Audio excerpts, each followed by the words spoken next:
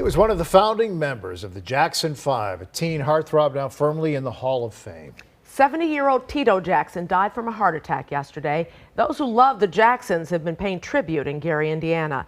WGN's Brónagh Tumulty is in Gary with details.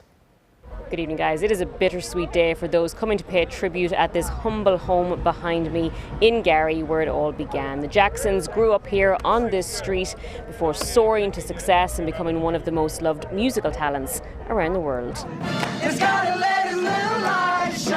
They're part of one of the most famous families on the face of the planet. And Tito Jackson, the swingin'est Jackson. But life for the swingin'est Jackson sprang from humble beginnings in Gary. Jackson was like my mother, and my mother was like their mother, and if we did something wrong, our mothers knew before we got home. Milford Height grew up down the street and even shared the stage with the brothers. And that's me on the drums. When they won the 1965 Roosevelt High School talent show together, news of Tito's passing striking a painful chord. It was devastating, it really was. He was like a brother to me. I don't know, first, I'm really missing, really. Kids used to come by here and say, "Oh, they not going nowhere." I said, "Okay." And look what we got out of that. Robert Moore Jr. lived on the next block. Stuck with their craft, and that's what, hard work pays off. Telling us the Jacksons defied the odds on the road to success. Individuals that brought so much, not just to Indiana or to Northwest Indiana, but to the world. So I think the Jacksons just a part of that larger story of what they contributed to the culture. We're always proud to say that they're a product of this community. But above all else, we're told Tito was a devoted dad. He was affectionately known to everybody as Papa T. He was a really, really active father.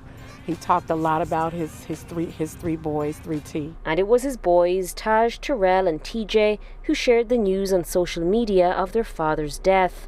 That's where DeMont Pinder spotted it, swiftly rearranging his suitcase last night. Put some sneakers to the side, took out some extra clothing, and I made room for my canvas and paintbrushes and my easel. He's an artist from DC, in town for his wedding anniversary, but taking some time today to honor Tito. I'm just using my small gift and, just trying to have some type of impact to whoever's watching, and hopefully I could serve as an inspiration to them.